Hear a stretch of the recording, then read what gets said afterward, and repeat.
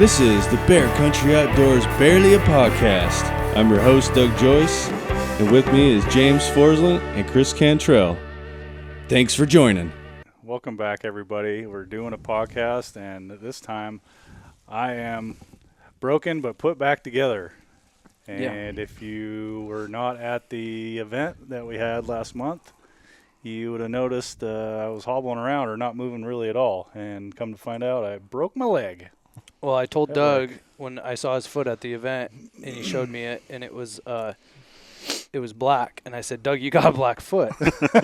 I said, I think that shit's all broke. And he said, no, I think it's sprained. And it was a little swollen, too. It was a little swollen? It looked like he had a club foot, dude. Yeah. Here comes the black foot! The day after, I did some stuff, and I tried to put a shoe on, and I was like, nope. I wore Crocs for the rest of the day. So what happened? What was the diagnosis? Well, I was at work, and I was doing everything I should have been doing. Mm-hmm. And there was a piece of plywood laying on the ground that I wanted to move, so I picked it up, and not thinking that it was covering something, which it was, which was a hole. Oh, jeez. I just picked it up and stepped forward and into a hole. Just like that. Classic Doug. Felt the pop and everything. Yeah. And I'm like, oh, I'm okay. I'm like laying on the sidewalk. So it's a booby trap. Pretty much. Yeah. It was like, at least there wasn't a bunch of spiky trees at the bottom of it. Right? Yeah. Yeah. Spiky trees. Yeah. Like remember that movie, the one where they were like in Australia and they had like there was the golden eagle and the kid was always trying to save the eagle and there was like, they were flying on the eagle. You remember which one I'm talking about? It's like a cartoon movie. Anyways, there was a bunch of poachers in that movie and they all dug these giant pits and had spikes at the bottom of them. Like punji sticks in Yeah. That's hilarious. That's how I envisioned Doug falling in the hole. Back when cartoons were good. Yeah. Yeah. So, yeah, it was not a very, So you had... It's not graceful. You're put back together, so you had to have surgery. Yeah, so I had to have surgery. I broke my fibula at the very bottom of the bone and had to get a plate and screws in it. Welcome to the club, Doug. Yeah. At least it's a good metal. Yeah. Yeah. Was it titanium? It's always titanium. All right. Going up in value. Yeah. Looking good. Told Cassie if she ever needs, you can just chop my leg off and sell it.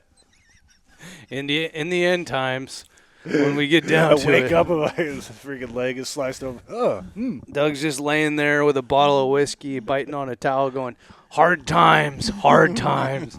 Just take it out. Yeah. Well, at least we made it through the event, which was awesome. Yeah, and you were messed up too. Yeah, no, I threw my back out the day before really bad where I could barely move. Yeah, the old guy was the only the Santa Claus looking guy was the only able-bodied person there. I know. The guy that's had the most surgery done to his body. Yeah. Yeah. Who would have thought Chris would be the best one in shape? I know. That's crazy. It went good though. It went really good. Event.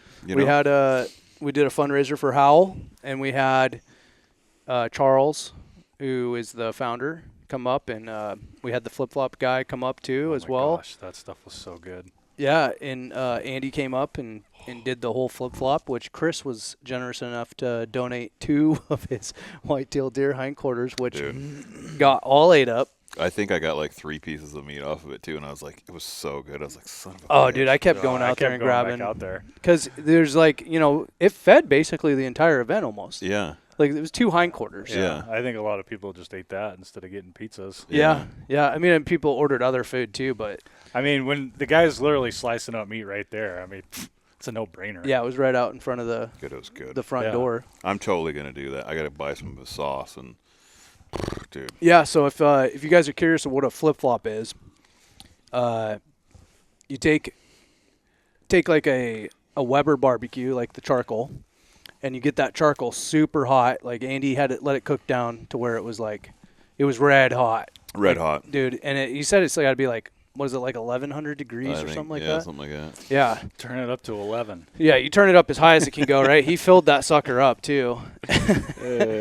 And then he takes and he, like, cuts the outer layer, like the tendinous part off of the hindquarter, like just kind of trims it off. And then he takes the sauce that he has a special flip-flop sauce, and he puts it in like a bowl with wine, right? Yeah. I mean, you were watching him do it. Yeah, so he'd take a bottle of stuff and dump it in there, and then I want to say he either filled it up once or twice with red wine. Red wine, And yeah. so it was at Bertelsen Winery. So Steve and Allie from Bertelsen gave him some wine to put in there. I don't remember. I don't know if it was a Cab Sauv or. I think it was a Cab Sauv. Maybe it was their red. I don't remember. They have great wine either way. Mm-hmm. Dumps it in there, and then he did a couple bottles. I think they were the same Yeah. flip flop guy sauce. Yeah. And then he had a stick with like it had an insert with like a bushing that you could push down to tighten something up, and then he put like, was it rosemary in the It end? was Rosemary. It was like Yeah. a rosemary bush. Yeah, so it had like a bush. He turned the bush into a brush. Yeah. Right. With rosemary. Yeah, and then he like mixed it all up, and then he would just take that and just keep basting that meat. Yes. Every time, right? You lather Every it on. single time, yeah. And then he has the special salt or seasoning. It's like Yeah. salt and pepper kind of. Yeah. Which it was a little windy, so I mean, he was getting about half of it. Yeah, right? It was windy. Yeah. But I mean, Yeah. the weather held out perfect. Yeah. At least it didn't rain. And then you take it and you put, after you base all that stuff on there and season it, and you just throw it directly on that heat, basically, right on the Yeah. grill. And then you let it, 30 seconds, cooks, and you do the other side, you baste it on, and you put the seasoning on, and then you flip it, and then cut that top little, it's about a, quarter inch maybe a little bit If that. more. Yeah. I don't know, about Yeah, quarter inch layer. Yeah. Take that off so like the outside is like medium rare, and then the other side is cooked. Yeah. You know, so it's like perfect medium rare meat every Yeah. time. Dude, it was so good. Yeah, and then just like he had like these little rolls or little pieces of bread, and you just take that meat, put it right on the bread, and then he just kept it going like that, Yeah. doing two. No, I went out there at the end and he cut off like a giant piece, and I'm just like, this is like a hunk of steak. I'm like, Yeah, I had one too, and dude, I could barely eat it. Dude, at one point, my son, like, he came over to me, and he was just had blood dripping down his face and down his neck onto his shirt, man. and he just had a handful of meat in his hand. I have a story about your children at that event. Oh, jeez. Yeah, they're very comical. Mm. But yeah, it went really good. We raised a bunch of money. We had a Yeah. lot of great people donate. A lot of our sponsors donated, almost all of them. And we also had like Phelps Game Calls here in Washington. They donated, and a bunch of artists donated. It turned into quite a lot of stuff. Yeah, at the end, I was going, Quite a man, there's a variety lot of of shit. stuff we had here. Yeah. Like some great stuff. Big Chino donated an elk hunt that was really cool of them. And basically, we had like all these great silent auction items, and then we did a little bit of a live auction, not too much. And then we played some games, and those all went really good. Gave away benchmark barrel. Gave away benchmark barrel. Gave away a gun. Gave away a gun. Gave away, Gave away a a can. A can. Yeah, Kovics. can. Kovics donated a can, and then the same guy didn't the same guy that got the can didn't get the rifle, but that would have been a sweet setup. Yeah, it would have been. That rifle's sweet, dude. I told the guy who won the rifle, I told him he should just buy a can and put it on there. For sure. Yeah. I would. Dude, it's dope. Yeah, a guy I know talked the gun Need to shop buy one of into those guns. into donating a rifle. Somehow, I don't know how that happened, but Yeah, that same guy donated the venue space too. right, yeah. James and I got some donations in there. Oh, So, yeah. I'm sure Charles appreciates all You the know, donations. it's for a good cause, for one, Mm-hmm. and for two, like, it's end of the year tax season. Just put it in the write-offs. It's definitely getting some write-offs off of that one. Yeah, for sure. Yeah. Lord knows we need them. Yeah. His facial expression was pretty priceless when you gave him that bow. Oh, yeah. Fuck, dude, I got choked up, bro. I did. I was like, man, this is like. Did you even remember I was going to do that? No. Not until like the last minute. You're like, what is James doing? Dude, here's how it went. This thing Yeah, started. you did get some pretty funny looks when you were up there, just like, well, Rambling on, and everyone's like, It's where what is the he hell are going you with talking this? about? Well, everything was such a disaster to start. Doug can't walk. You can't walk. Yeah. I'm just like, what am I supposed to do with all this stuff? The flip flop guys like take pictures of me, and then we're trying to, and we don't have papers of anything for like auctions. Right. And like, I'm like, where's the NFA silencer item? And I'm just like, I'm just like totally scatterbrained. Running Yeah. around like a chicken with his head cut Yeah, off. and then when you came up, I'm like, oh yeah, the bow. And then with the story tied into the story, so you can tell the story of what happened to Charles. Yeah, so Charles, just before he came up for the event, like it was like the week before, right? Yeah, dude. And he had basically like one of his once in a lifetime tags for California that he had been waiting to draw forever. Went on this hunt and had his camper on the truck. He has the same truck as I do, the Dodge Dually, like 3500. And the truck caught fire while he was in the shower, like getting ready in the morning. Like he took a shower and he was getting ready, and then he's like, man, I smell smoke. Like, what the heck? And like looked over, like out the cab over window in the front, and could see orange hue, and like kind of like ran outside. And well, by now the whole truck was like engulfed in flames. Dude. And he said he ran in to try to grab something, but he didn't know what he was grabbing because he was buck naked, like in the freezing, because it's Right. It's in the high mountains. Yeah. And long story short, everything that he owned, hunting wise, guide wise, all of his stuff burned up, like in his truck. Like he barely got enough clothes, to not freeze to death, and had to like break into the house that he was staying, like parked his trailer at. And Dude. it was a disaster for him. Like in the process, his dad's he had been toting around his dad's recurve bow. It was a bear bow from the late 1950s, and I remember he told me that, and he was like, this was my dad's, and I always took it with me everywhere I went, when I'd hunt, and it would be my backup. He's like, I've killed deer with it, and it just sucks because that was the one thing that, like, money can't replace, you know? And right.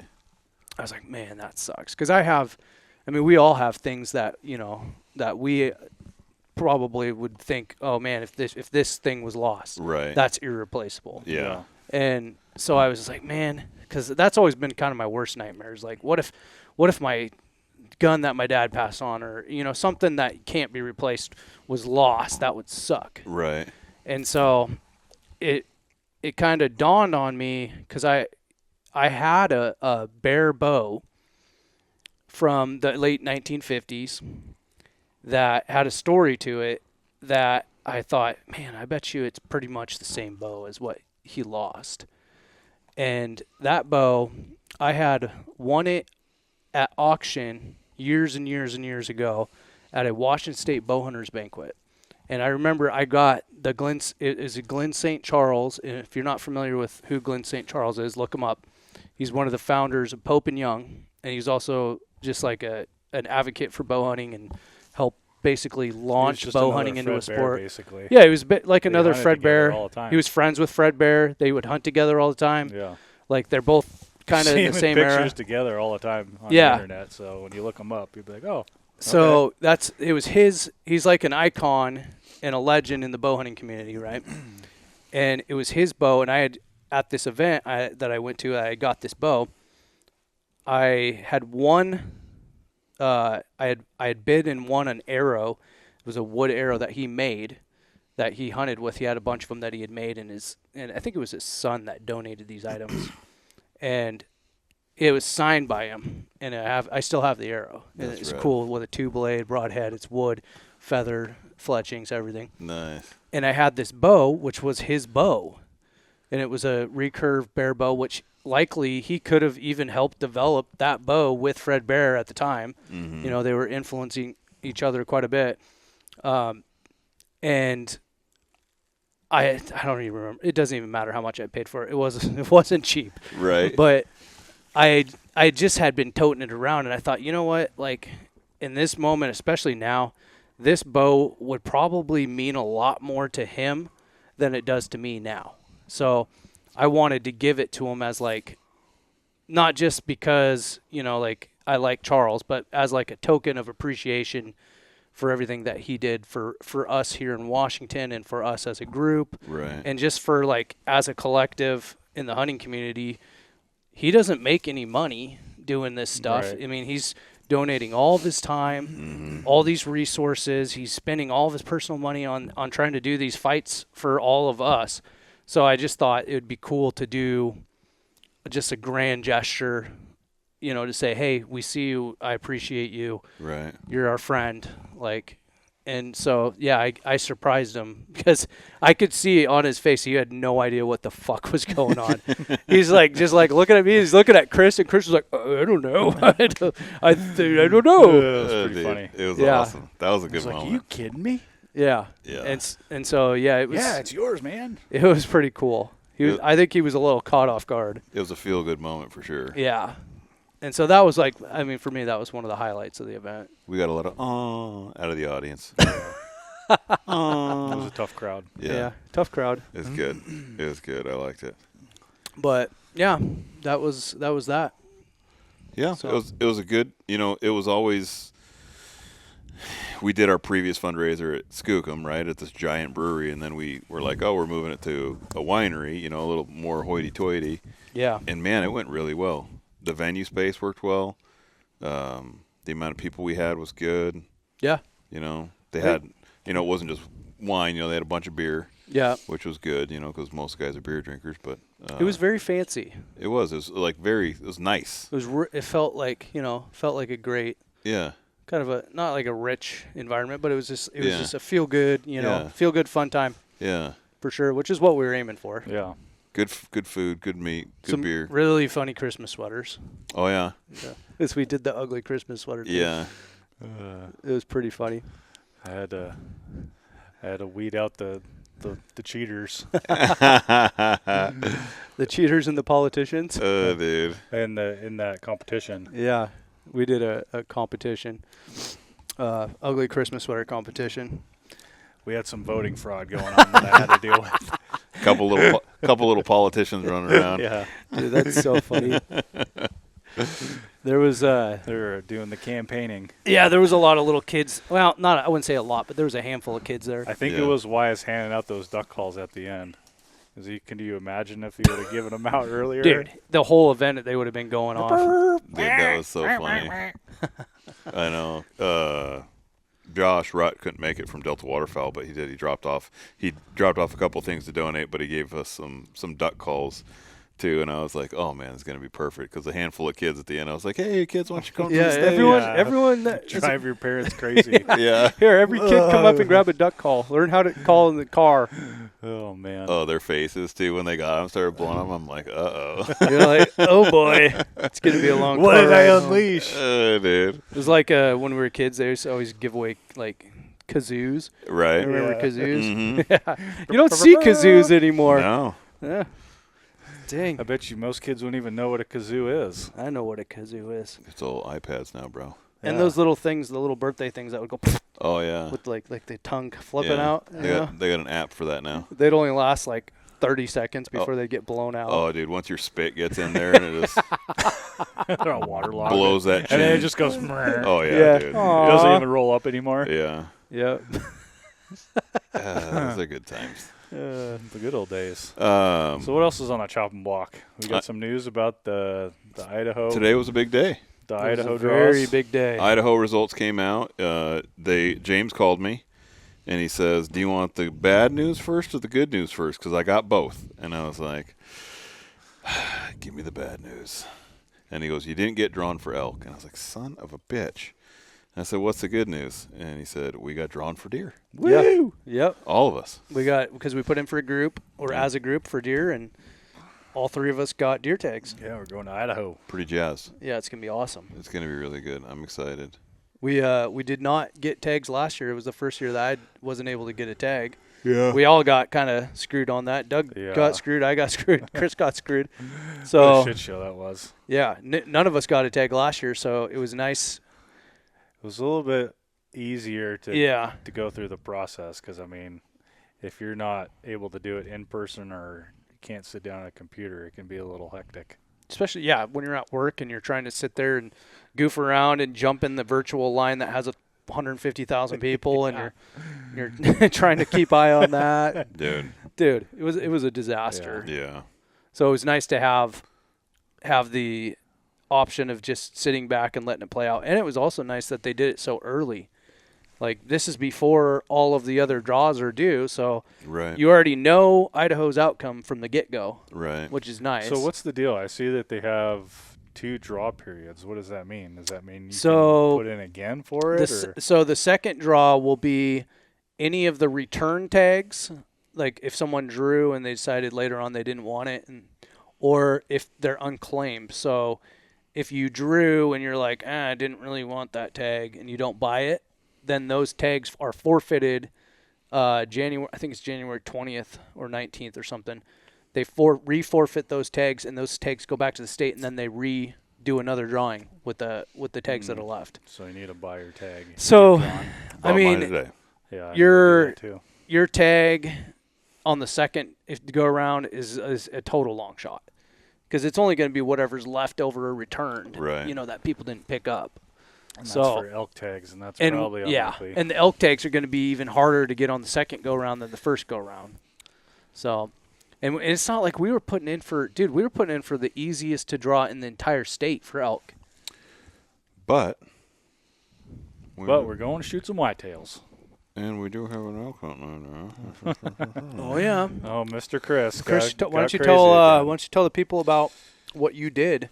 Because you did something very naughty. Because he's a naughty boy. What you got suckered into? So at the auction, I was standing next to my beautiful, lovely wife, who's a wonderful person, apple of my eye.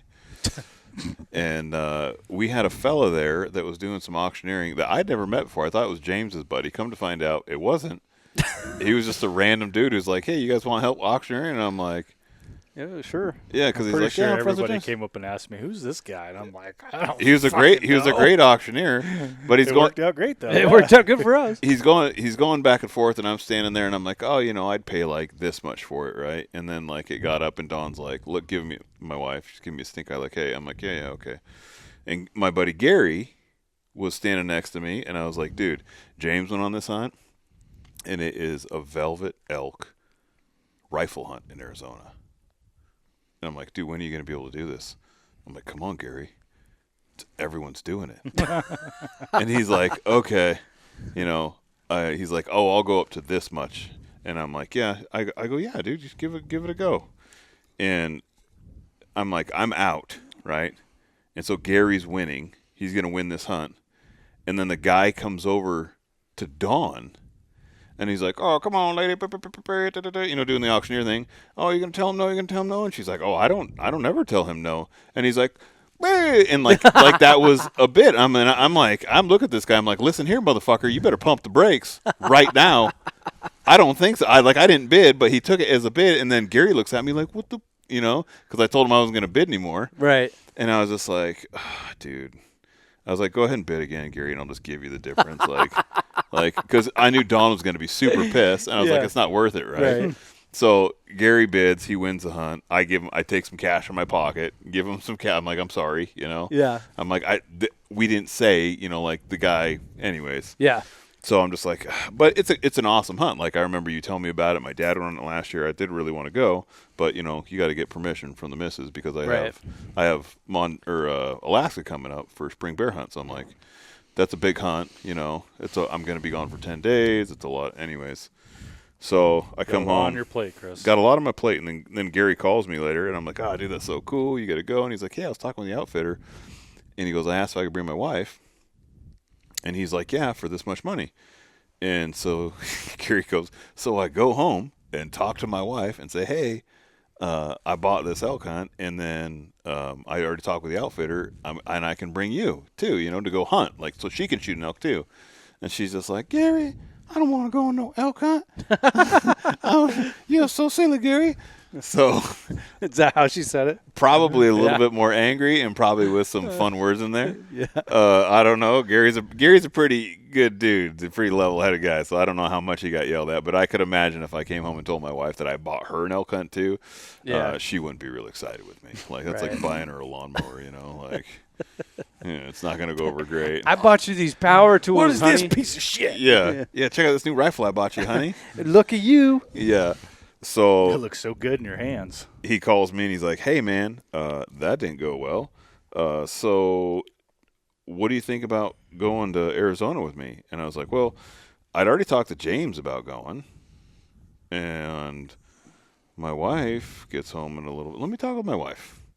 Because I was like, dude, I don't need to spend any more money, you know? Yeah. And she gets home, and I'm just like, hey, I have this opportunity. And, like, I didn't even really give her a hard sales pitch. And she's just like, yeah, if you want to go ahead. I don't care. I'm like, so I call Gary back. I texted like 3 seconds later. I text him, bro, I'm in. He's like, going. He's like, yes. And then I start a group text with James and Gary, and I'm like, welcome to the Arizona Elk Killers Club. I got the golden ticket. Dude, I was so jacked. I was super excited. So yeah, I paid old Big Chino, and luckily James has been there because you got to get like an Airbnb or something, and then I think we're gonna drive down, tow a trailer with like a chest freezer or something, and because it's gonna be hotter and hot down there. Yeah, I mean, when I was there, it was during that heat spell that you were there at the same time. Oh, dude. But you were down in the valley, down in, outside of Phoenix where your place is. It was so hot. And it was really hot down there. But up in the mountains, it wasn't too bad. I mean, it was like 80, during the day. Yeah, but like, you're high elevation up there. It's yeah. like 6,000 feet or something like that. Yeah, it was like 115, 117 were at my house. Dude, that's crazy. Yeah. Dude, it was so hot. Yeah. I mean, it's Feels good pretty sometimes, it's but pretty yeah. different up in the higher stuff. Like, you feel like you're in a different state than you are down below. Right. Like, down below, it's like it's desert, and then you get up in, like, as soon as you hit Flagstaff and north, like, it's pretty thick forest. Like, it almost reminds you of Eastern Washington. Huh. Quite a bit, So I think that definitely it's such a unique hunt that, like, you'll never have that experience, Right. elk hunting, anywhere else. Just because it's so different. It's like it almost feels like you're doing something illegal. Because it's like you're hunting with a rifle for velvet elk Yeah. In June. I like it that. feels illegal. Yeah, I like that. It is. It's like, man, I feel like I'm a bad boy. Bad boy. But Dude. it's super cool. I mean, when I was there, I was only there and hunted for an hour, Right. before I killed my bull. But, I had my 9-year-old son with me too. Which So is rad. it was awesome. Dude, he was jacked. Oh, dude, he gets so jacked every single time. Anything, Dude, it's the best. yeah. That's the best. So it'll be cool to be able to experience that too. Now, to tie into a topic that I don't remember who asked it, but on your stories about like cartridge selection, for different animals. Oh yeah, because we started a new thing. So going into 2026, we're going to try to include the viewers and the people, Or peeps. include Give the people our what they want. include our people and our fans and our what do we call them? Our people. Our There's- 100 our- people that listen. There's at least 100 of you out there, and thank We each and thank every you. one of Yeah. you. I feel this ties in nicely because I've been having a lot of So it keeps me going. conversations with old Matt Russell. So he is on. He's getting a custom revolver built right now. Like, He would. dude, it's like legit custom revolver. And so we were talking about different handgun, and he's going big bore, right? So like big drain hole. So like 475 line baw, 500 line baw, a bunch of different like off cartridges that you'd never even heard of, Mm-hmm. And There's a lot of them. dude, there's so many. We went over like 20 different cartridges. I'm like, holy crap.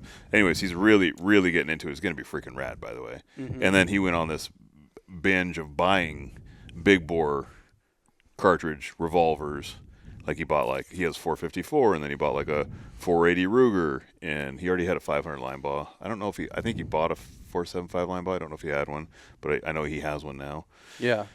So he's got all these. Anyways, which brings me to I'm going to Arizona, and from what I've seen from your footage, dude, you could shoot a long ways. Oh, dude, you could shoot as far as you could comfortably shoot. I can see. Yeah, I mean, you could literally like I would never take this shot, but Chris might if with certain guns. Like, you should shoot 2,000 yards. So, I actually have a perfect 2,000-yard gun. Here I we go. knew it was Here we coming. go. I knew it was I know. coming. But let's be honest, it's a 3,500-yard gun, so 2,000 is quite tame.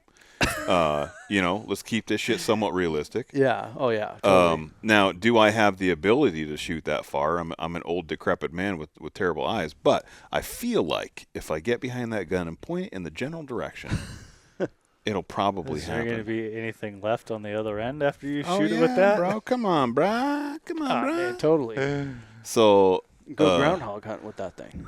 that's the cartridge. The cartridge in question is the gun that I built for my moose hunt that I never got to use because I got button hooked on that moose hunt, which is a whole nother story, which I'm sure you guys have heard, but I'm not going to say it again. But it's a 375 Chi-Tac, and it is. Ooh la la. Built for speed. It's that son of a bitch is built for speed. Mm-hmm.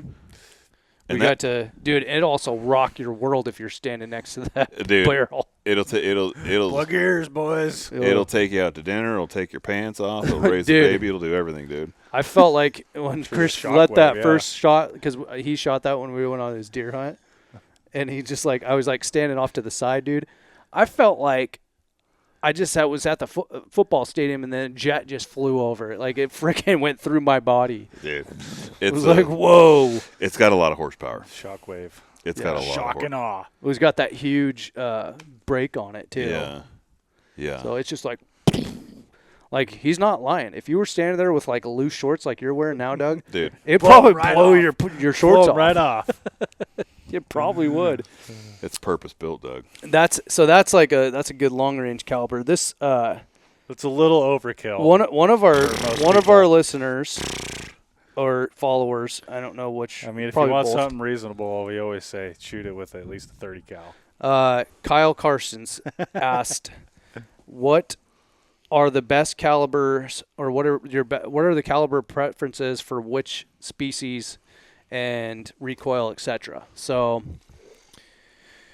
I don't know. I mean, maybe, Well, when it comes to recoil, I Let's think start- you just don't be a pussy. yeah, don't be a pussy. So let's start with elk though. Like, I mean, just top. Let's just do the top 3: elk, deer, bear. Top elk caliber gun. Let's do 2. Let's do what would be like the Ferrari, the hot rod, the top of the line, and then let's do the basic. What is the best basic cartridge? I would say.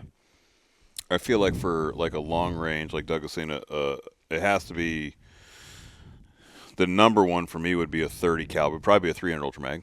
300 Ultra Mag, yeah. So I can shoot anywhere. Like I have loads with 210, 215, 220, and 230 grain bullets, and I feel like it's a big enough bullet. It's going fast enough. Say it's going. I have loads anywhere from 3,100 to 3,250 feet a second. Yeah, that's moving. It's a lot of horsepower. On the high end. Your 4,500 foot-pounds of energy coming out of the Yeah. muzzle. High ballistic coefficient bullets. Obviously, shot placement is key. If you can't, and people listening at home, if you can't shoot the gun, and there's no point in shooting a 300 Ultra Mag if you don't like the recoil. Right. Now, with that being said, one of the most common things I do in the gun shop is thread the end of a barrel for either a giant muzzle brake or a silencer, because silencers will greatly reduce recoil as well. Mm-hmm. So It's a little easier on the ears too if you're not wearing earplugs while you're hunting. Yeah, and as far as recoil goes, like it all depends on like your sensitivity to it. If you're a pussy and you can't handle recoil, Exactly. the 300 Ultra Mag is not a good choice for you. If you don't mind recoil, yeah, I'd agree. 300 Ultra Mag. I think like a close second to that would be like a 300 PRC. 100%, yeah. 300 PRC is a good one. It's a great round. It's a Great newer round. I'd say It's got plenty of horsepower. if you want a lot of horsepower and you want to be able to shoot far and have that same kind of level of shock that a 300 Ultra Mag delivers, the 300 PRC is pretty close. I mean, Yeah. it's not quite. I mean, I've shot with elk with both, and Yeah. it's not the same as a 300 Ultra Mag, but it's still pretty good. Right. I would say, 28 nozzler's kind of in there too. Like if you shoot a heavier bullet with a 28 nozzler, I'd say that's a good caliber too. I shoot 195s on my 28 nozzler at like 3,060 feet a second. Super flat shooting gun, bucks the wind really well, has good energy. It's not going to have as much energy as the Ultramag. So when we talk about cartridge difference, and we're talking about like 300 Ultramag versus 300 PRC, so the only difference is case capacity, right? Yeah. I mean, you're going to have a shoulder angle and the little differences here and there, but you're talking the difference of maybe 20 grains of powder. That 20 grains of powder is going to affect how fast that bullet is going down. So you can push a bigger bullet faster, but every action has an opposite and equal reaction, which means recoil, right? Mm-hmm. So if I shoot a 150 grain bullet on my Ultramag, I'm not going to have barely any recoil. Yeah. But when I shoot a 230 grain bullet, that 230 grains is going to be pushing back, and it doesn't seem like a lot, but when you're shooting, when you got 65,000 psi, building up in that gun, and say you got a 26-inch barrel, that's a lot of time for all that pressure to be pushing back on you. So yeah. I'm an overkill guy. That's just the way I am. I don't necessarily like shooting stuff with smaller cartridges, although I'm a huge 22 long rifle guy. I love shooting my 22s, right? So there's nothing wrong with a little 22 or a small bore, and there's a lot of, if you just look, knowing the right time to use it. yeah, and I feel like there is, I'm listening to what is it, like Death in Silent Places is a Peter Capstick book, and he talks about like the elephant hunters of old, and there was guys that were like shooting elephants with like 264s and tiny small caliber rounds, Right. which I would never do, right? No. Just because I'm like, oh geez, that's super Sounds dangerous. like a good way to get stomped on. But there's guys that did it and killed Sounds tons like- and tons of stuff. So I'm Sounds not like a lot of elephants are running around with eyeballs poked right. out. So I think that you can get away with the smaller cartridge. I mean, I know guys that were killing grizzly bears with 6.5 PRCs, which is just I don't recommend it. no, not at all, Don't recommend really shooting anything with a 6.5 PRC. So the thing is, Yeah, maybe a small coos deer.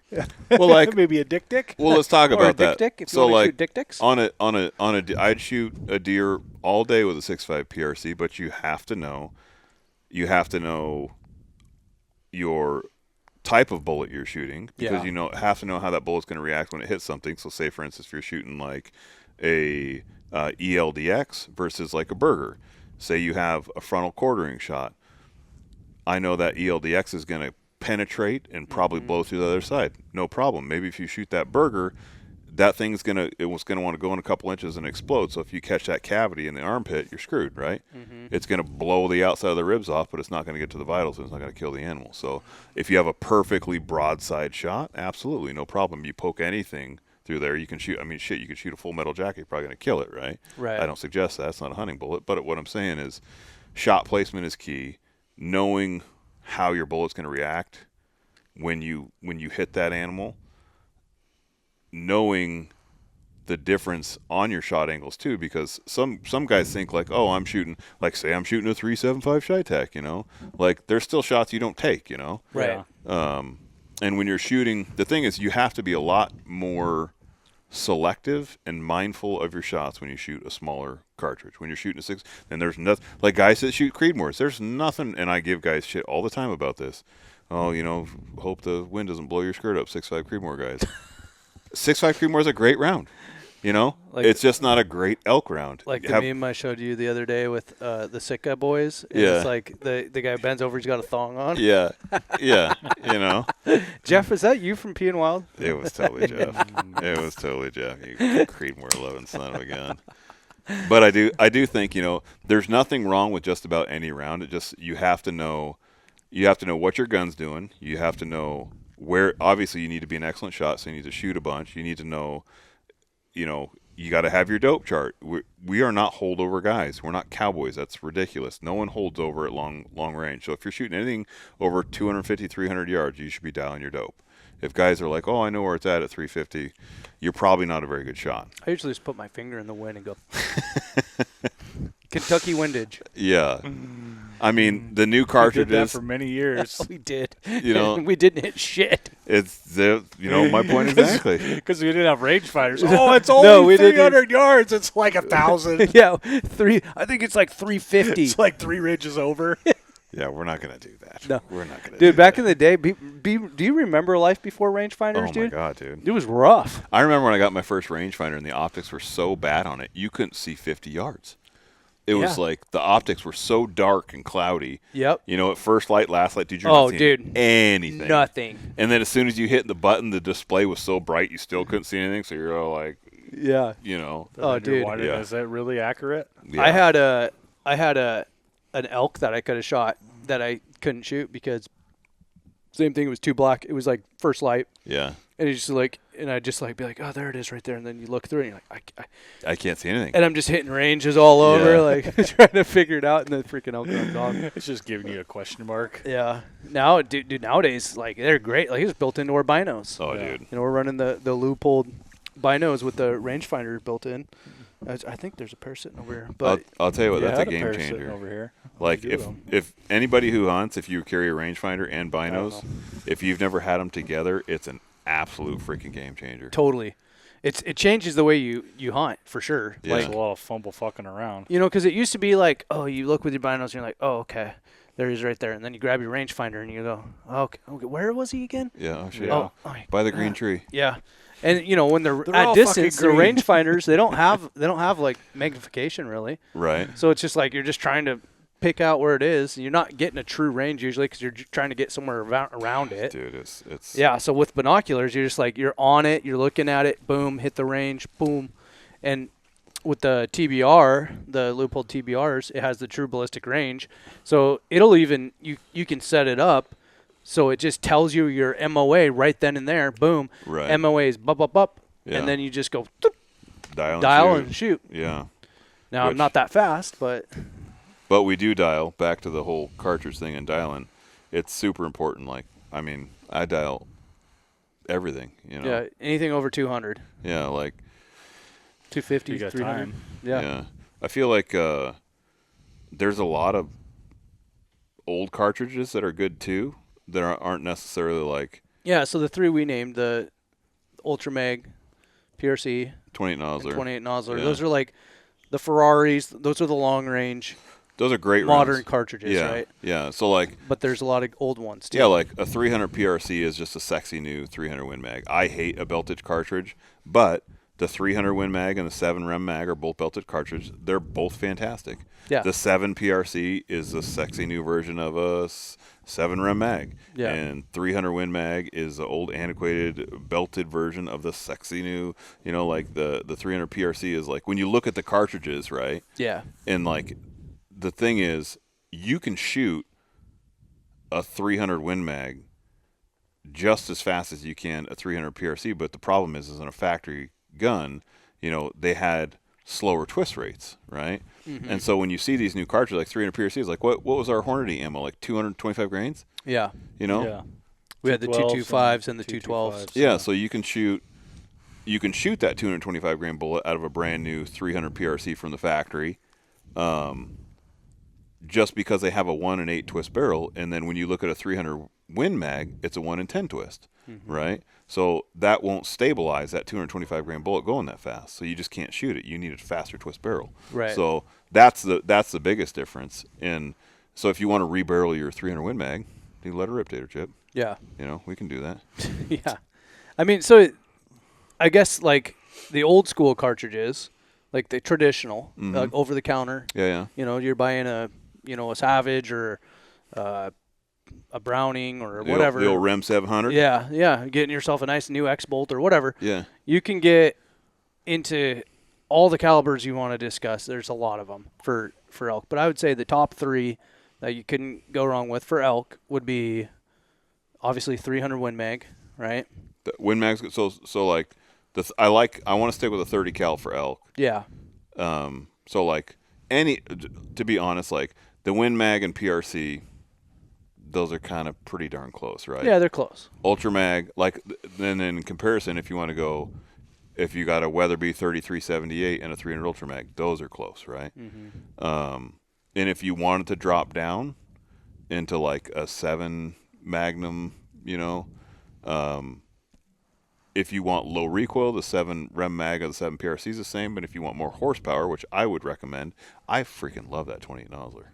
Yeah. That thing shoots so good. Yeah. The only problem with the 28 nozzler for the normal guy is that ammo is expensive. Yeah. It's very expensive. Yeah. And it's not as easy to get. Right. Like you're not going to walk into the hardware store in the middle of BFE and find 28 nozzler ammo. You're just not. You're better off just getting a 308 or a 30-06. Yeah. So I would say another one that's in that conversation is just the standard old 30-06. That's you can go higher bullets. You can go up to a 200 grain bullet. Yeah. You're just it's the same conversation of slower twist rates, and it's just not a big cartridge, so it's not going to push it as fast. So you're not going to take a 700-yard shot most likely with a 30-06. Right. But like if you're closer range, there's nothing wrong with that. There's nothing wrong with a 308. I've killed tons of elk with a 308.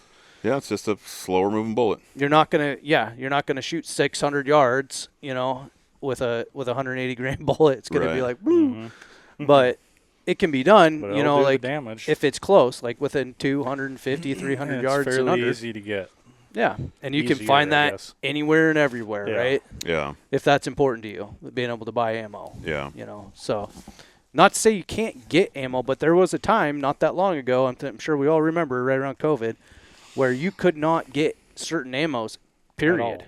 At all. Yeah. And it sucked because you're just like, and then when you found it, you felt like you had to hoard it all and you'd put half your paycheck in it. That's like what 28 happened. nozzle That's what ammo. happened to me when I bought my 460. Yeah. Finding ammo for that was like, dude, I couldn't get 44 ammo for almost 2 years. Yeah. It was crazy. Yeah, reloading components for the gun shop. Like I couldn't get Rotumbo, and that was the main, because I built so many 300 Ultra Mags, is everyone wants their reloads, and so I'm burning through at 95 grains of whack. I mean, it goes pretty quick, dude. Mm-hmm. So it was those are scary times. Everybody okay, 1,000 rounds or whatever. Oh, dude. So that pretty much, we'll just say that covers elk. Yeah. You could go into it. There's a lot of other great cartridges out there that you can kill an elk with. I like a heavy bullet.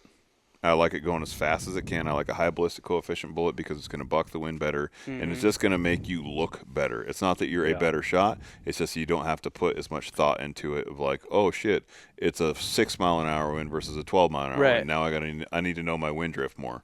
And the other thing is like, how much do you love following blood trails? Because there's certain calibers like a 300 Ultra Mag and, a 300 PRC or a 28 Nozzler unleashing all that energy. There's not always a blood trail. Usually your blood trail ends right where that elk's standing. Yeah, I like it when I shoot them and they just fall down. Yes. Yeah. No one likes. That's the best. There's no worse feeling than shooting an animal and watching it run out of sight. Yeah. Because then you don't know. It's always a got mystery. to do that right? last year. The one animal I shot. Right.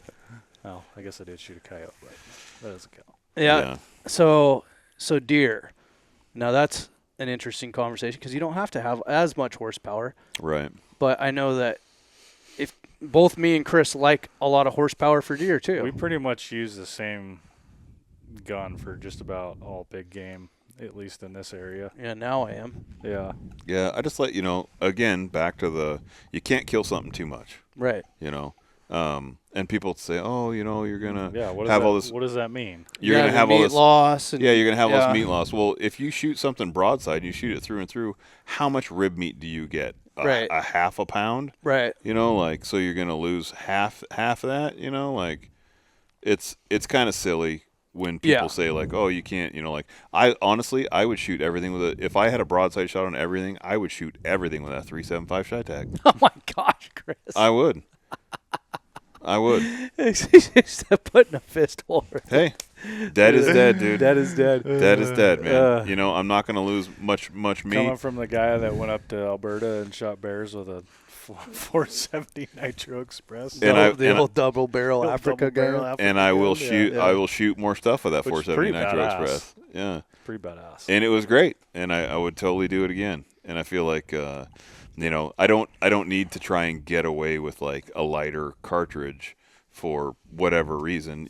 Now again, there's some people with like maybe somebody has like some sort of like, I don't know, soft bone medical condition or something like that. I don't know.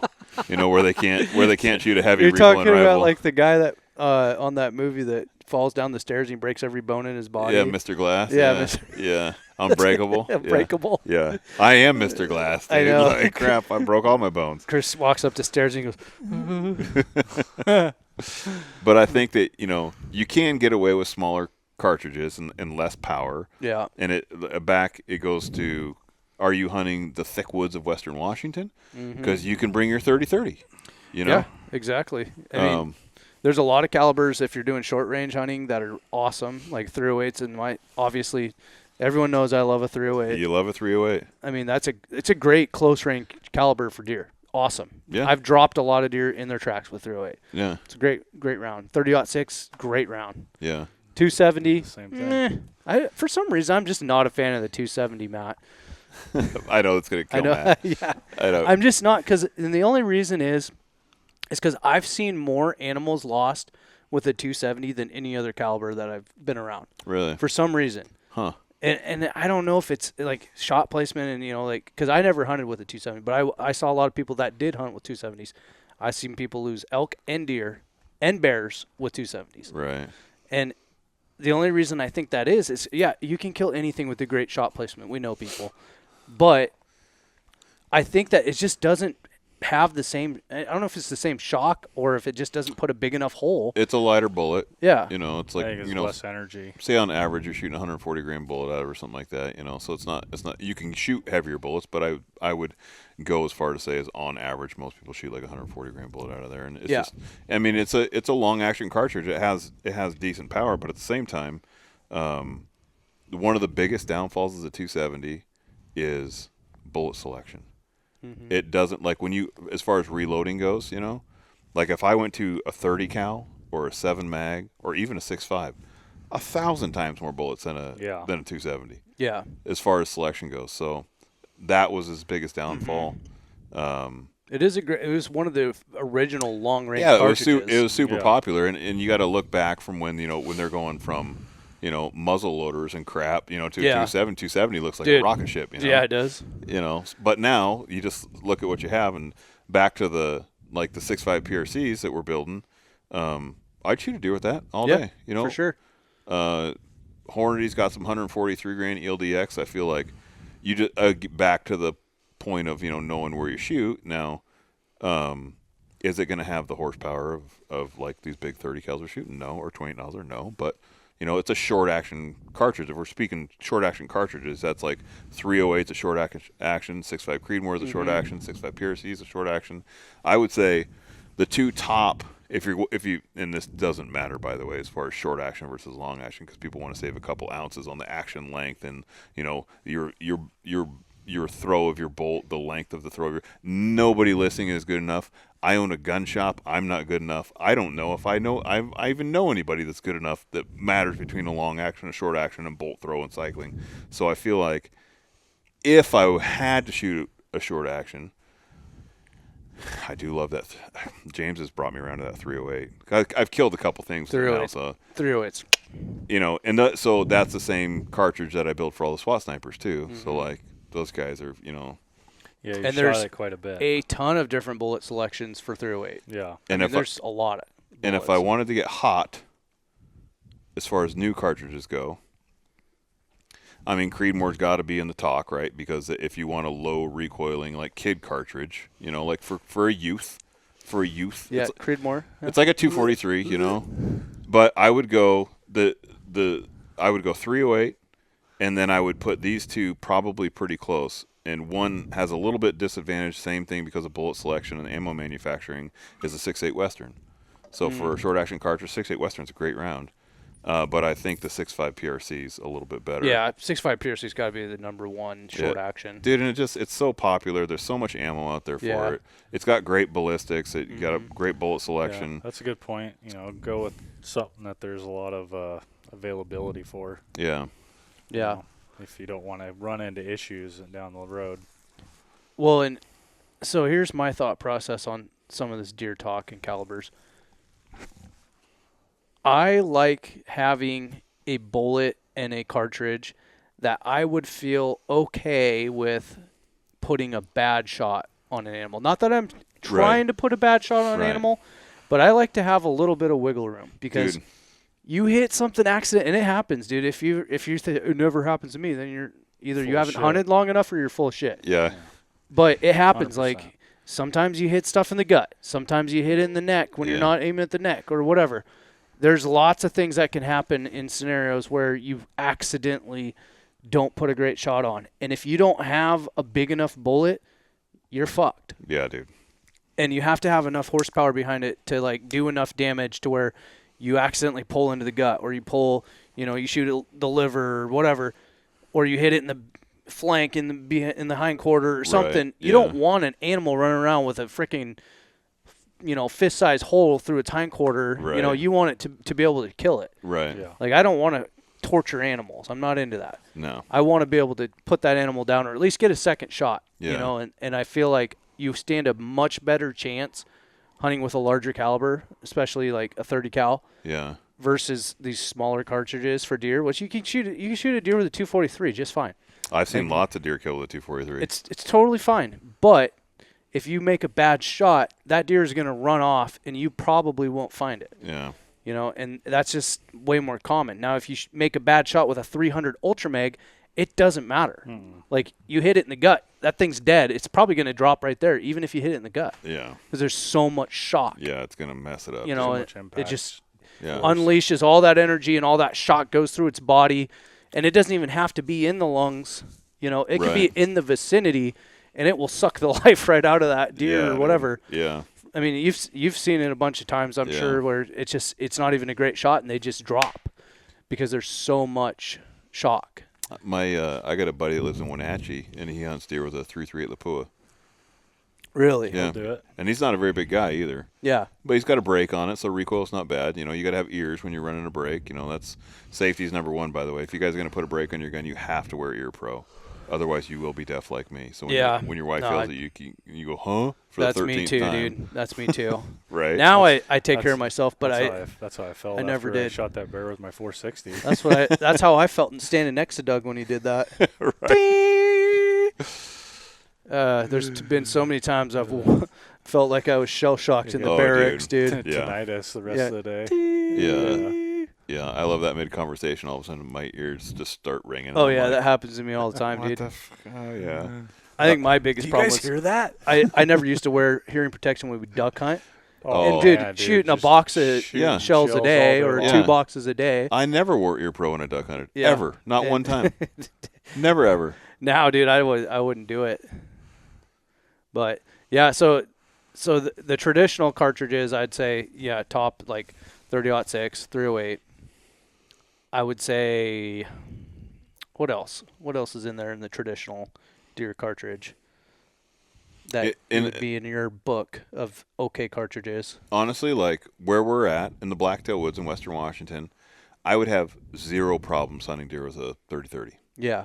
Because, honestly, my longest shot's probably going to be 60 yards. Yeah. Or, yeah, if it's close quarters, even a 44 mag, like Yeah. a lever action 44 would be fine too. I'm a big 45-70 guy. I would do that. More than kill a deer. That would kill all of North America. Yeah, right. Yeah. Take that thing everywhere you go. But it's just not a long range. No. And I'm not saying it's not a long range cartridge. I'm sure some people can shoot it a long ways. I can't. I'm shooting either a red dot or open sights, so I'm going to shoot it 100 yards or under. Yeah. I'd say Ferraris, like new cartridges, long range, same thing. Like 28 Nosler is probably in the top 2 or 3 in my opinion for a deer cartridge. I love that cartridge. Yeah, because you can shoot 1,000 yards with that cartridge, but it's not going to blow a giant hole through it. But it does have that shock. Right. Same kind of shock that we're talking about that you make. Maybe you pull a little bit too much left or right, and you're still going to put the animal down. I'd say 28 Nosler is probably my top.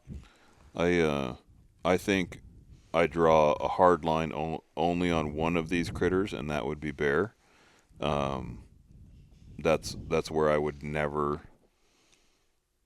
I probably would never go below a 30 cal on a bear.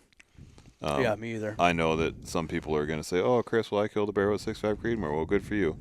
Yeah.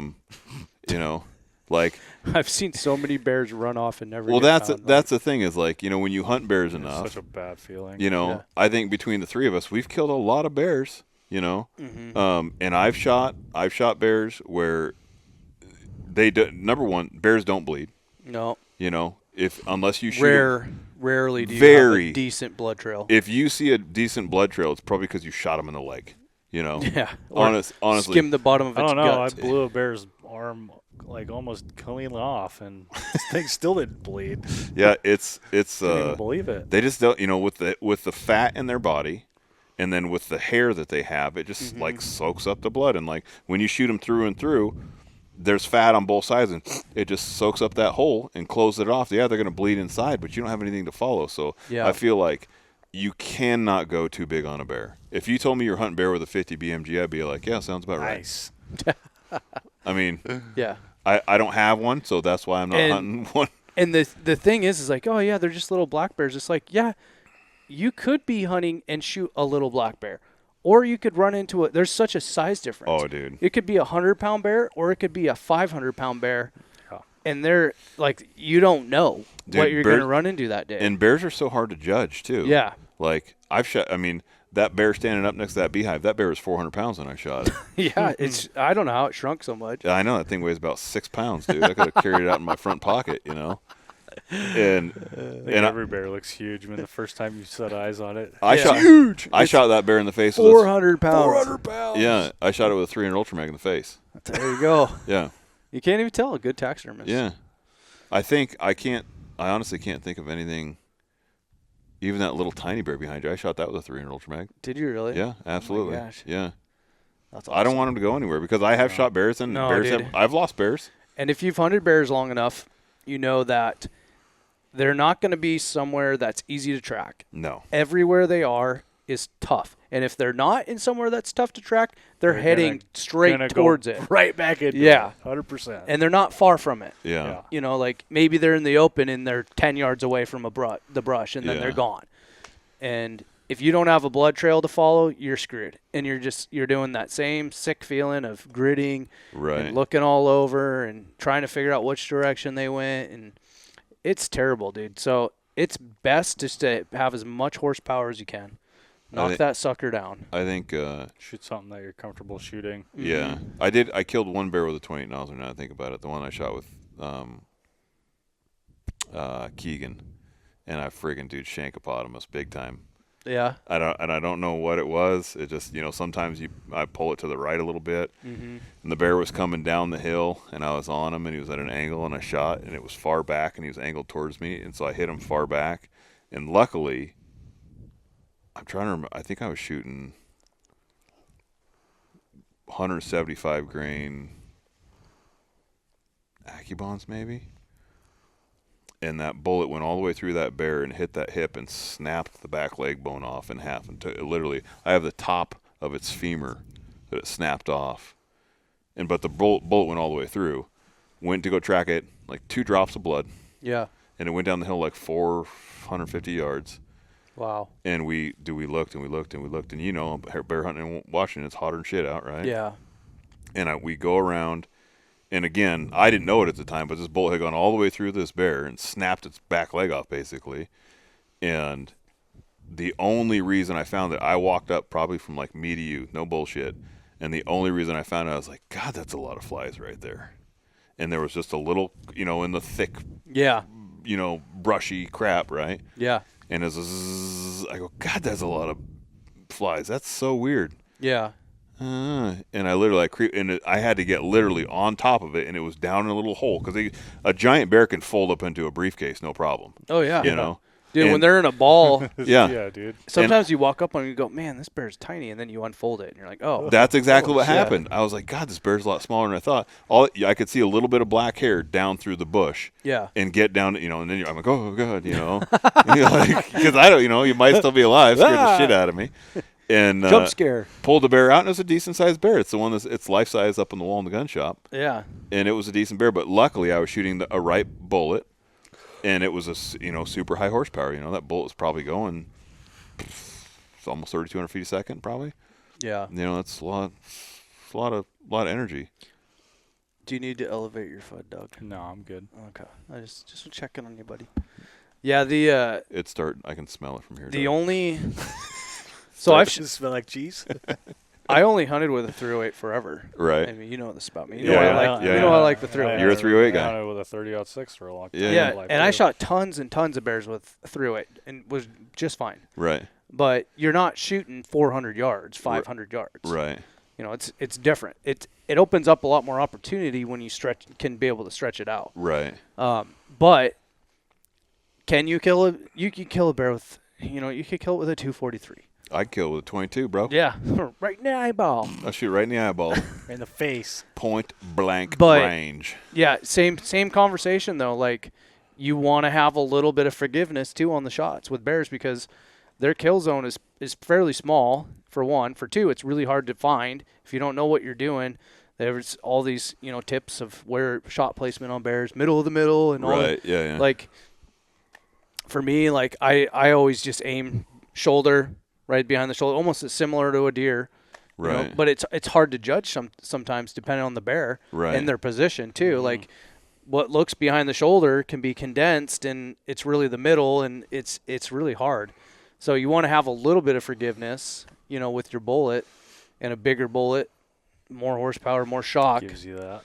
Gives you a little bit more. Like a 300 Ultra makes a great cartridge for bears. I'm a big fan. Honestly, maybe I'll shoot a bear with that Chi-Tac this year. Yeah, why not? Why not? Fuck it. I mean, the thing is, I'm pretty particular on the shot angle on a bear, just because you yank it a little bit left or right. Oh yeah. You can get in big trouble. Yeah, on a you bear, try right? shooting a bear in the chest, and you pull a little bit to the left, and you blow that shoulder off. Dude, like they're gone, Johnson. That thing's going miles and miles on 3 legs. You got a 3-legged bear. Yeah. Doug knows. or you shoot a cannon, and you just cut that sucker in half. Yeah. I don't know. I got a great taxidermist. Yeah. And then Patches good holes. it comes down to shot placement too a lot. Like you said, waiting for the right shot sometimes. But bears are tough because they're always moving. Yeah, they don't like to stop. They don't like to stand completely broadside almost ever. Yeah. It's always like a weird either quartering away or quartering to you, or it's coming towards you, or standing up on their hind legs, or I've had plenty of shots where I've put it right in the middle of their back from above, right. Like where it's downhill. And that's a great shot, by the way. We've probably said that before. I like that shot. That's how I killed that little bear over east with you guys that year. It's a great shot. Yeah. Because you kind of get, like, you have forgiveness too, like, right. Up this way or this way. Spine, Yeah, vitals, spine, head. yeah. Yeah. So that's a good shot. This is I didn't even think about this. I don't know what gun I'm going to bring here in a couple months when I go to Prince of Wales for my black bear hunt, because those are big bears. They're very big bears. Those bears are thick. I think a 300 what's the- Ultra Mag, well, dude. what's- Didn't you have that new What's Ultra the Mag? terrain you're going to be hunting? You're going to be hunting thick. You're going to be hunting river bottoms. I think I'm going to be hunting off of a boat and sneaking on shorelines because it's spring. So spring bear hunting there, the bears come down on the river. shore, Yeah. right? Because I'm hunting off the salt water, right? And so I'm going to be. Now, this hasn't come to fruition yet, but ideally I'm going to have a boat, and I'm going to have a little boat and a setup, and it's going to be perfect. I'm going to shoot like this. Dude, it's going to be incredible. It's going to knock your socks off. I want to see you do like the old school Jim Shockey, where you just go down and you have to shoot this thing point blank, Right. like behind over the shoulder camera shot. Come, Jim. Come. There he is. Shoot. Shoot him. Oh no, Chris died. He got mauled. Yeah, I don't know. Because you could shoot a long ways there too. Yeah. Down the shore. Yeah, totally. I mean, you can shoot. I've been in spots where you could shoot well over 1,000 yards, and those estuaries are longer than long. Yeah. That one, the big bear that I got on top of the safe, Mm-hmm. I could have shot that bear at 600-700 yards. Yeah. I snuck up closer because I was like, oof. You want to see? Yeah, as long as how the big it wind's is? good, you can I had usually great get wind. in. Well, I'm like, I was really working on, okay, I need to be better at judging these bears, because when you go from here, the bears are built differently up there.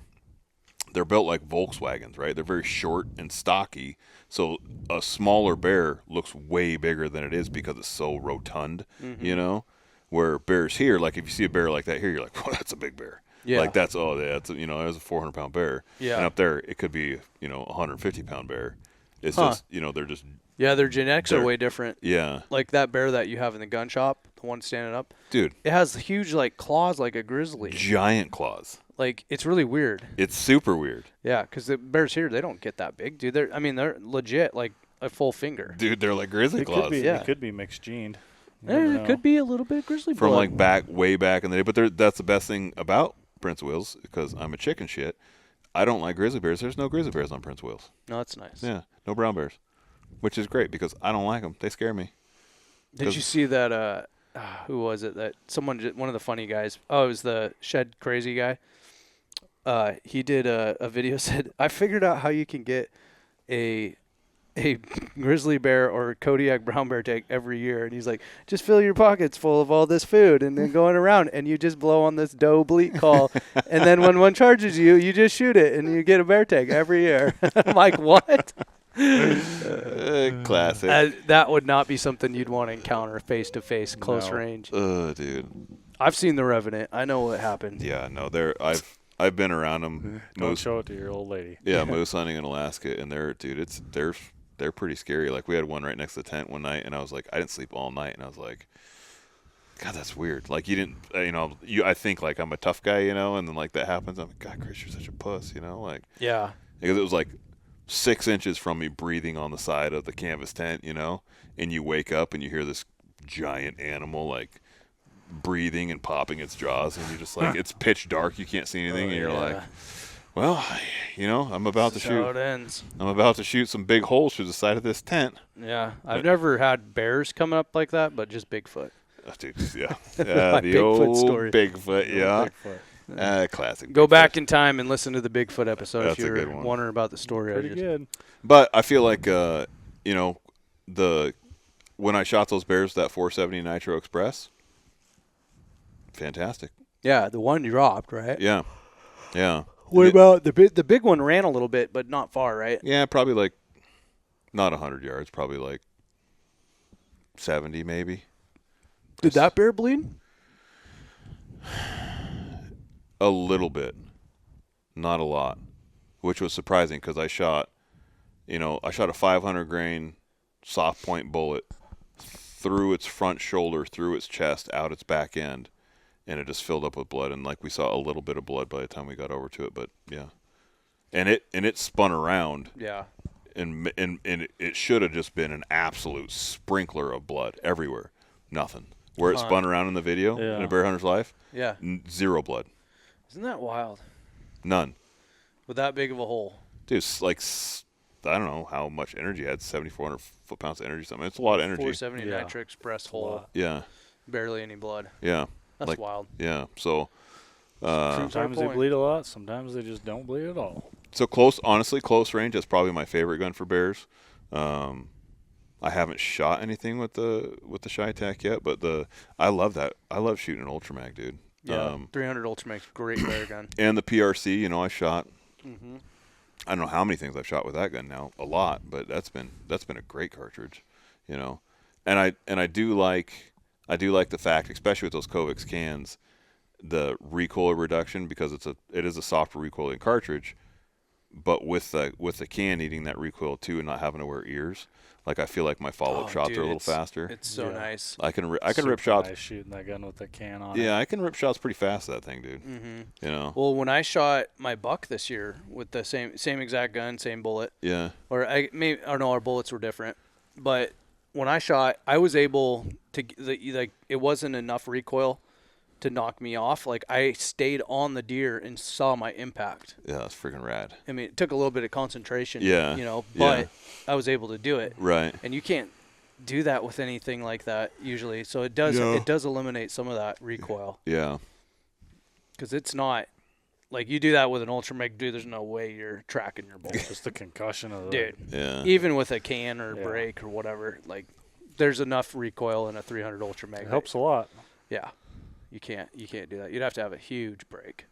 I'm a big fan of hunting with cans now, man. I really hope Ferguson doesn't try and ban them here. It's so stupid because there's no real benefit to banning them. No, he's just being a dick. Because it doesn't. It's not like people are running around 007, golden gunning people. Yeah. It doesn't sound like that. I don't know, dude. People watch too much TV. It still sounds like a gun, people.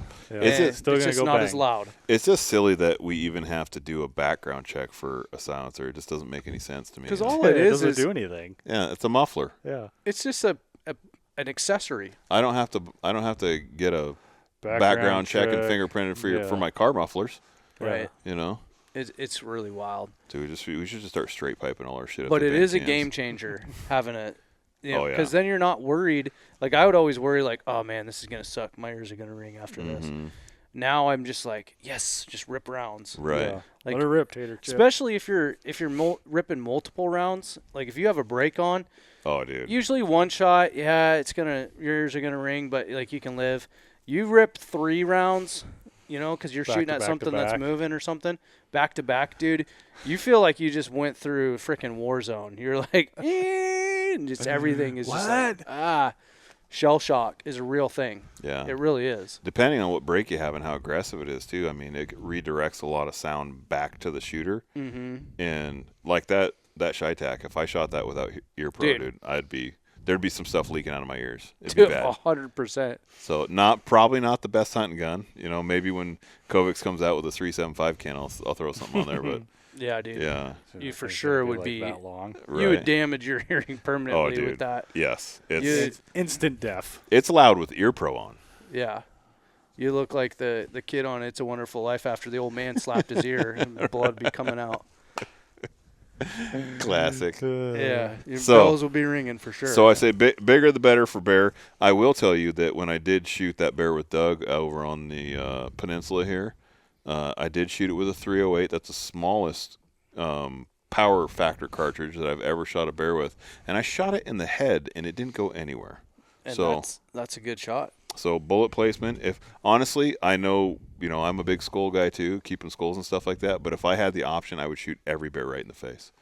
Yeah, dude. you just don't want to do it at long range. No, yeah, Sub 100 yards. yeah, I shot that bear at like 60 yards. Yeah. Even at Yeah. 100 yards, I wouldn't do it. But maybe at like 50. Yeah, when it's close, like Yeah. shooting a bear in the head's great. Yeah. Yeah. I could have done it a lot of times, in my younger years, and I never did. Yeah, You're trying. It's taught, instinctually. You're just taught one thing. And Yeah. you try to do Instinctually, it. it's like put in the cavity. Like, Yeah. oh, Well, that's right behind the shoulder. the first time you mess up and you wound a bear or lose a bear.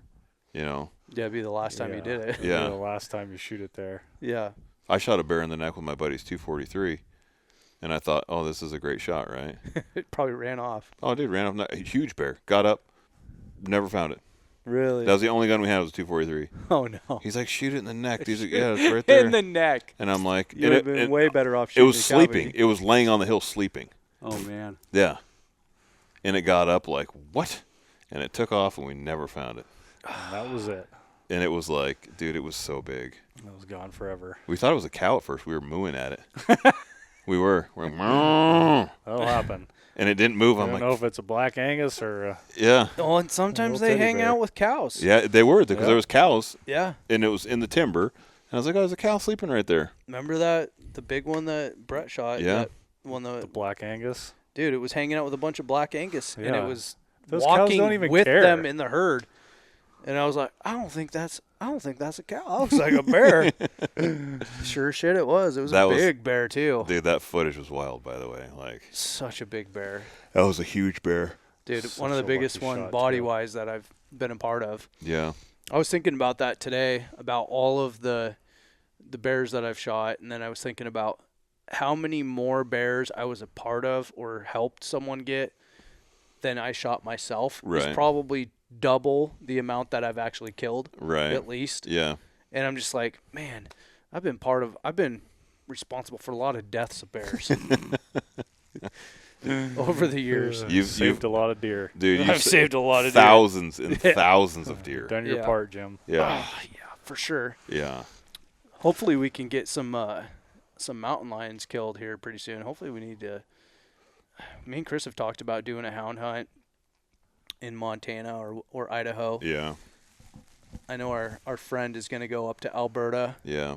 and do that. He was trying to get me to go with him. He was trying to get me to go too, and I was like, dude, I'd love to, but my wife would divorce me so fast. we're already stretched ourselves. Yeah, so we thin. got back trips. I'm like, oh, dude, Yeah. it's gonna be bad. I know we're trying to figure out how we can squeeze Hawaii in the mix here too. Oh, dude, that looked like so much fun. I want to go. Yeah. Her eyes just lit up when you said Hawaii. Yeah, Yeah. you went to Hawaii, then you go to Hawaii, and I'm sitting here just freaking wah wah. I No wanna- Hawaii. That looks awesome. Going to the Big Island is awesome because it's like you can have the tropical vacation with the family, but at the same time go and murder stuff. Dude, Like, I like that.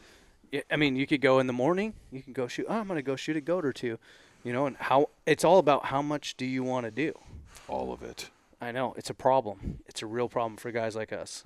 I want to go there and murder.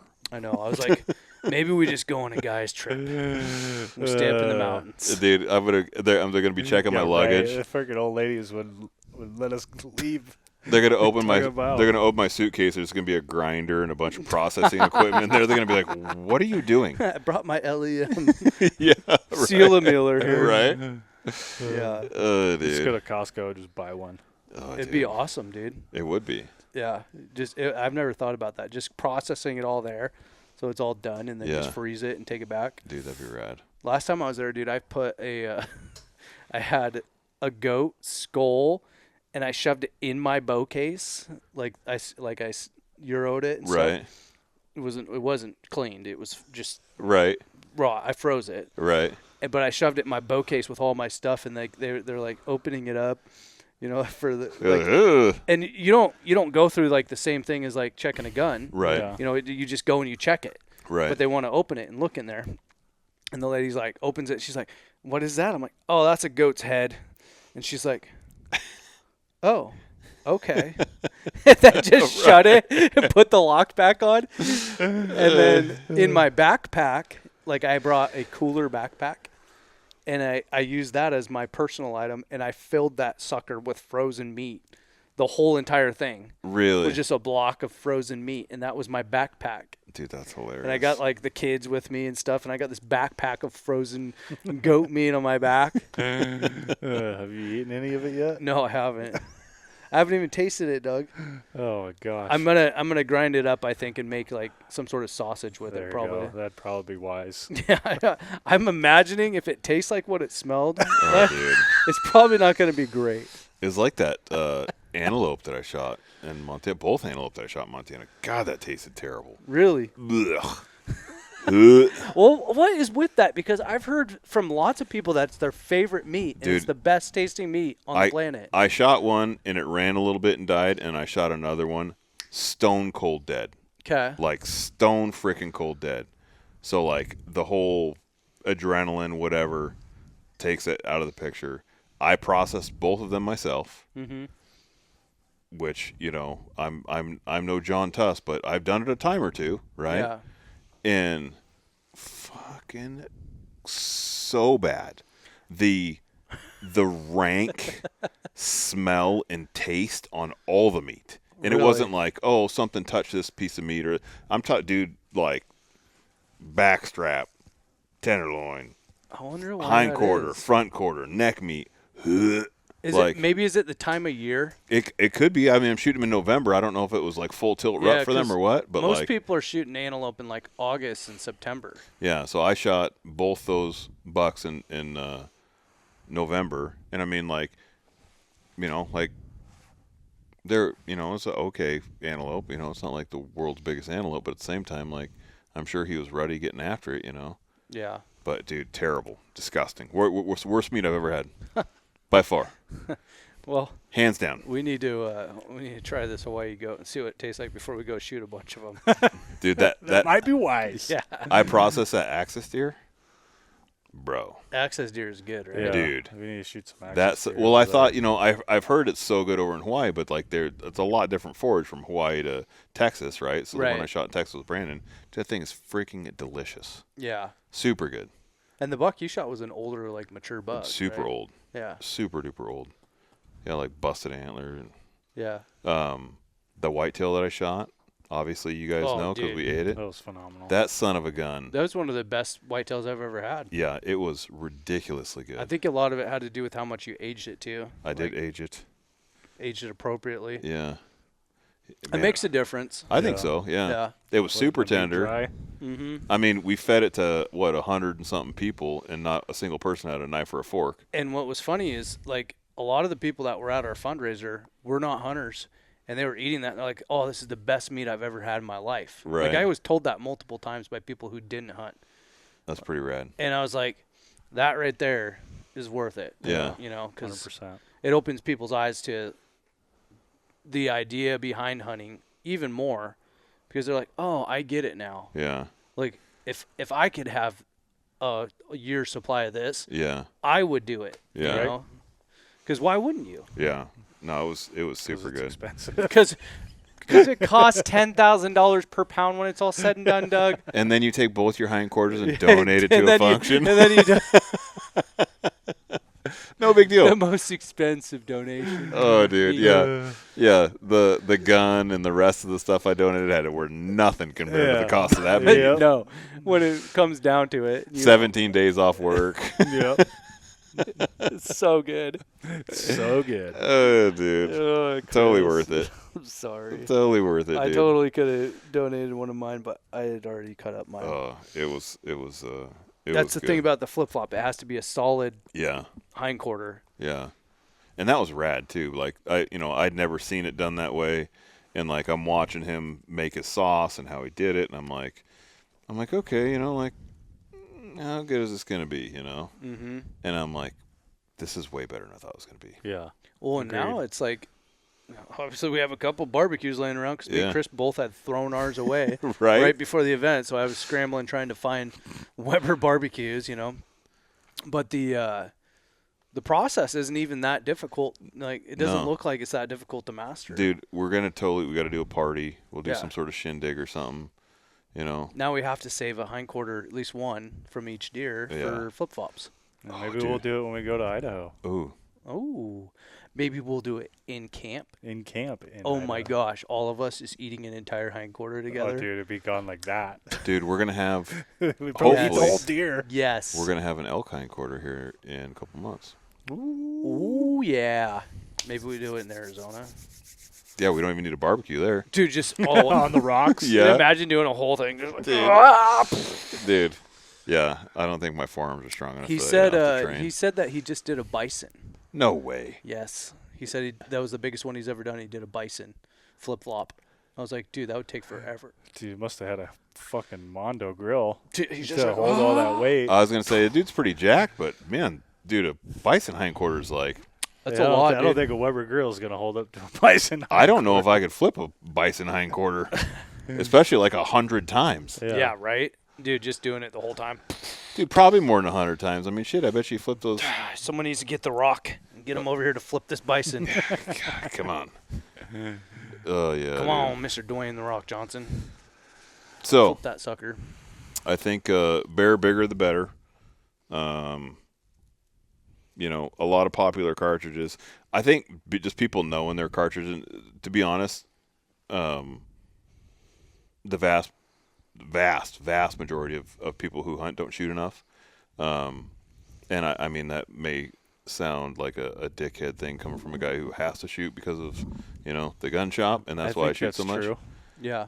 But I feel like I'm not happy when I have to go to the range and shoot 20 customer guns, but at the same time, I can tell when I'm off just a little bit, or I'm holding a gun, or it's my cheek weld, or my trigger squeeze, or you go from a gun with like a great trigger to a shitty trigger, or a good scope to a bad scope, Yeah, and you get to appreciate like you see how bad your mechanics can be. yeah, and I'm like, oh okay, like A trigger will really show that. oh dude. So if you guys want to upgrade your rifles before hunting season, good scope and a good trigger will do wonders. Yeah. Yeah.